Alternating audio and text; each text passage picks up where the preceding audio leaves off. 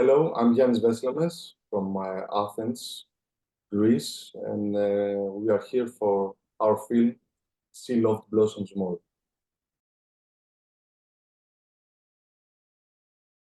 Could you just tell us in a few words how you developed the story for it? It was developed many years ago. It was a labor of love, but a hard film to be made.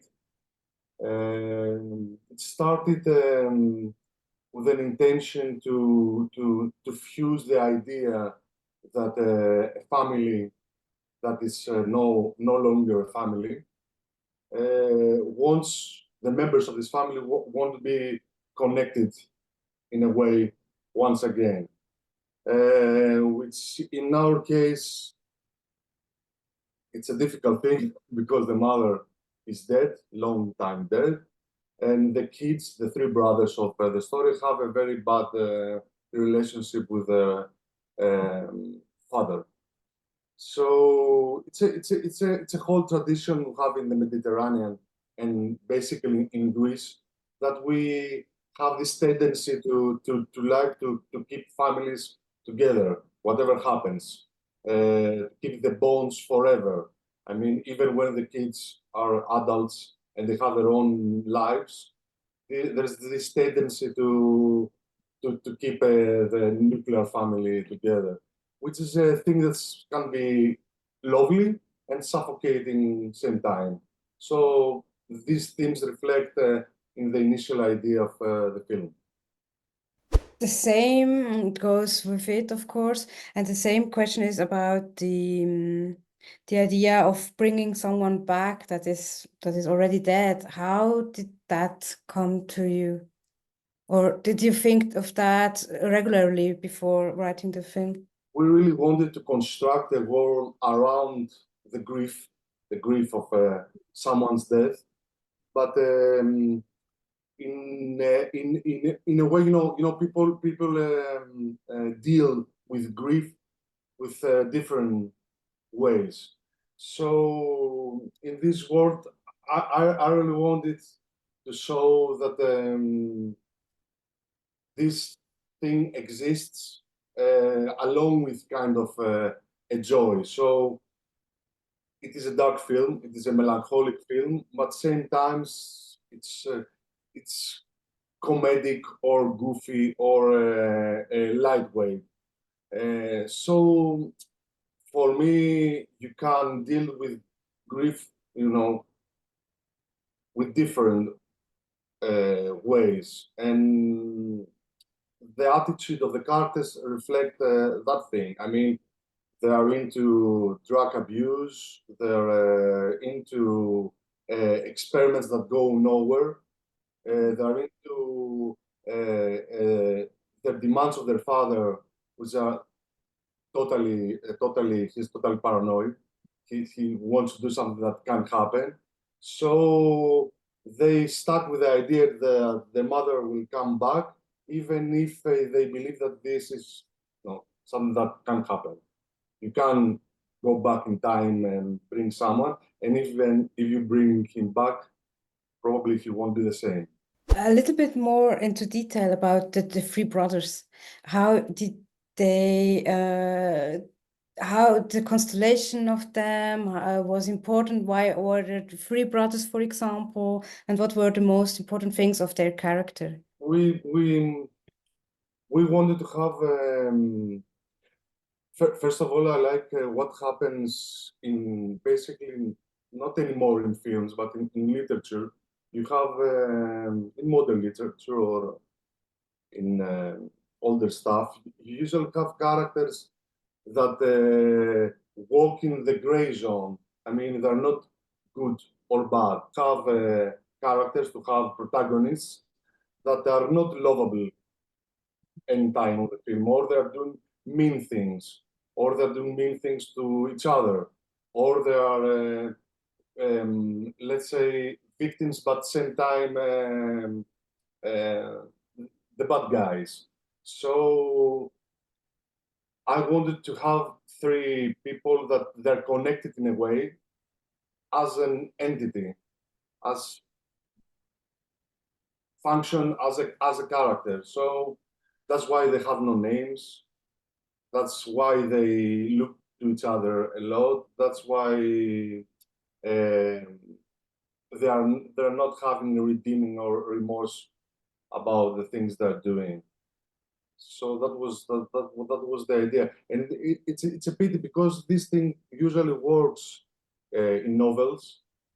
You can walk in the shoes of a negative character, but it's very rare in films. How did the casting process go through?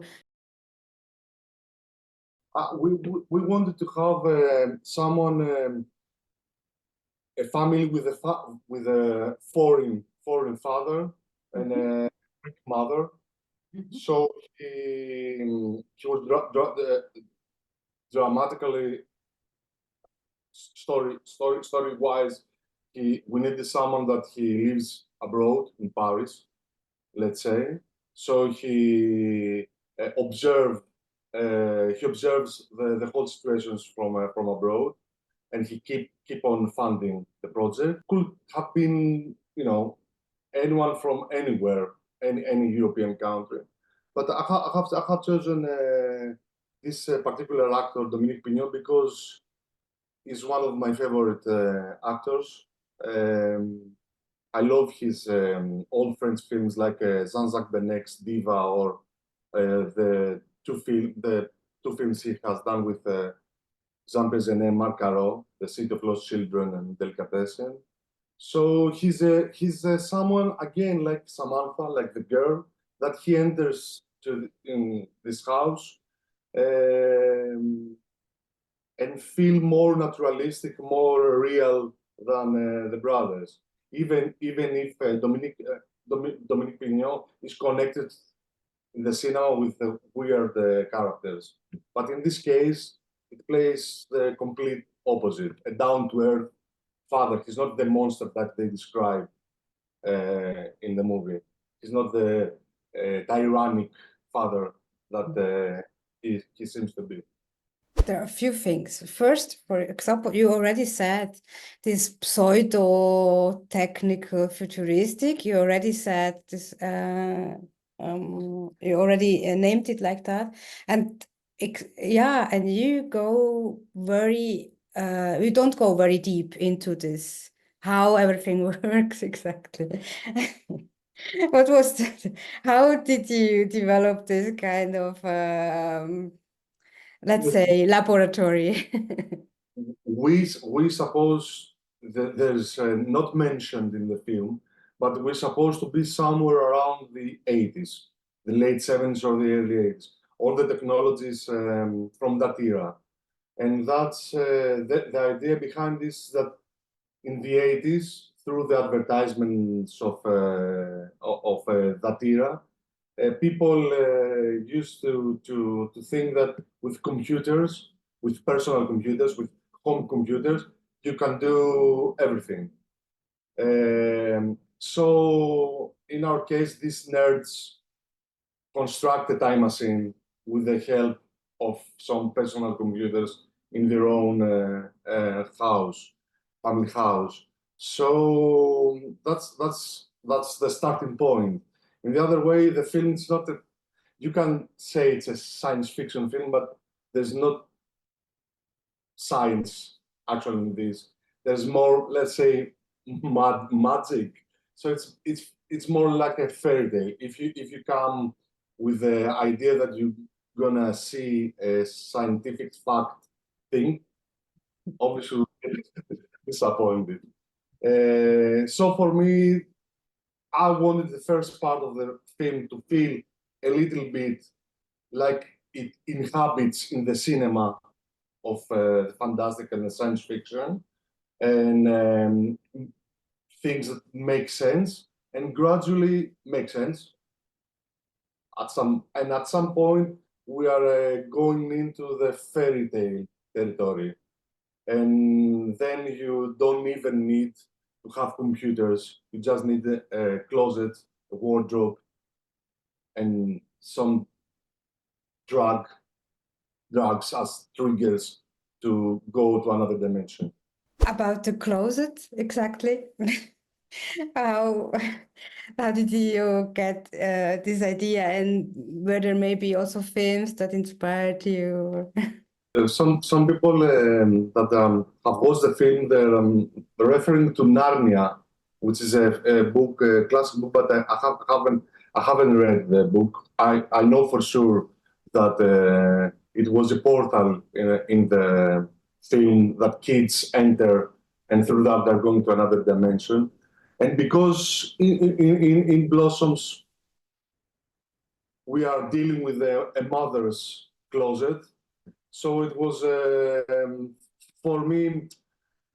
It was a nice device that gives the impression that nothing can happen with this kind of device, but actually with the right situations, it can work and functions in the way it functions in the film. Actually, I'm joking saying that it's a time travel film with people that actually don't travel anywhere, not in space, not in time. So that was the thought and the gimmick behind this. You chose then as the closet, and but also the interior of the whole house has something baroque. The props are old-fashioned, let's say, or baroque. Could you say a little bit more about the set design? Compared to the Central Europe or England or France, in Athens we don't have this kind of architecture. I mean, most of our buildings are contemporary built, things from the 60s till now. And of course we have ancient ruins like Parthenon and things like that. But in between, we don't have. So to find this kind of early 20th century house in the city of Athens, it was very difficult. So we're very happy with this kind of, was a house that was built in 1905 from a British architect. So it's timeless, it's spooky, it's a house that we have dressed it in a way that reflects all the genres that I like, not horror films and science fiction, but also Italian giallo films, and it has furniture and styles from all the eras. So it's like a mausoleum of a lost family in a way. So the whole house is a labyrinth, and it's a whole. We try to construct a whole world inside this labyrinth of a house.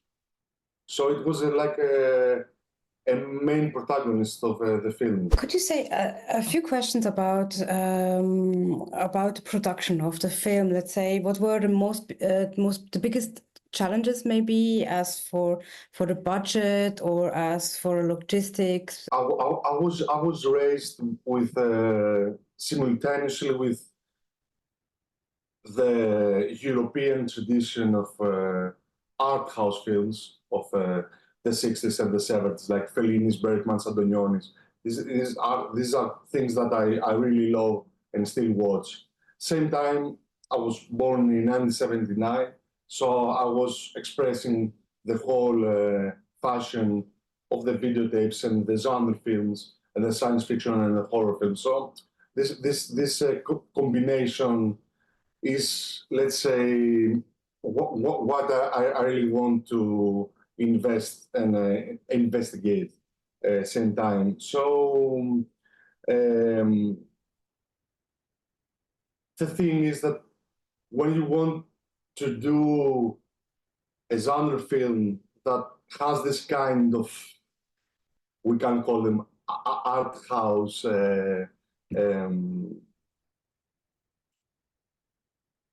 feeling, when you want, we don't believe that you want to construct a very precise third act thing with monsters and bulls and things like that. That I love. When you try to deal with the offbeat aspect of the genre film, and you have this kind of characters that they're not clear in their intentions or their morality in a way, it's a pretty tough thing to be funded. So it took us a lot of years to, something like more than 6 years to develop and fund this film, which in a way floats around the genres that I love.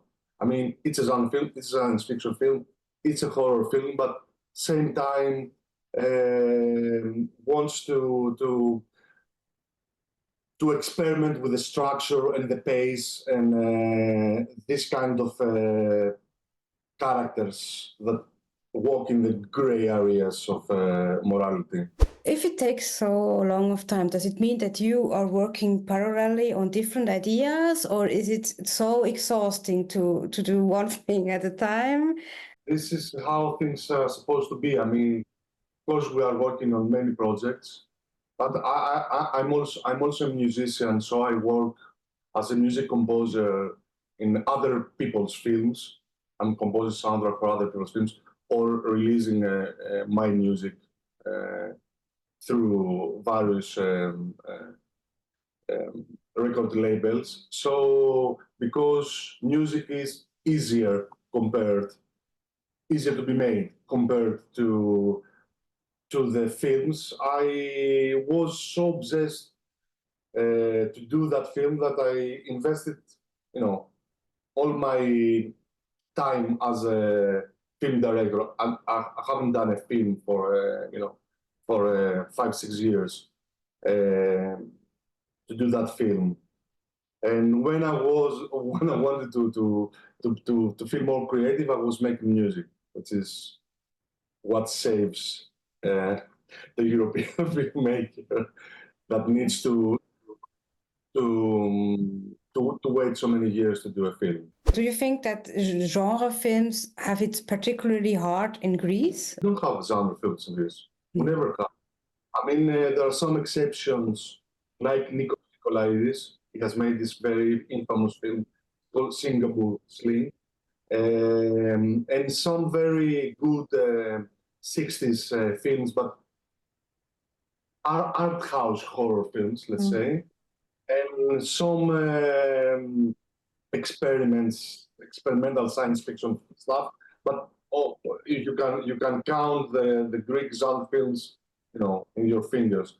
It's we don't have this kind of tradition. Did you have reactions from the audience that surprised you particularly, or you were particularly glad of? It's the premiere was in Tribeca, which is not a genre, obviously, festival, but it was in a genre section. So we had some, great Q&As and people, and also in Neuchâtel, which was a festival dedicated to this kind of films. No, we had great Q&As, and it's funny how people react to the film because it's a film that has, for the genre geeks, it has this kind of iconography, old animatronics and practical effects and things like that. And for the people who are not into genre films, it has this kind of, invest in the emotional side of the film. It's the way I see the things. I can't decide. They say bipolarity of in the flavors. I really love the hardcore genre films, and same time I love this kind of art house filmmaking that has no rules, because genre filmmaking has a lot of rules. People want to have jumps and get afraid, and in the end they want to have a reveal of the evil guy.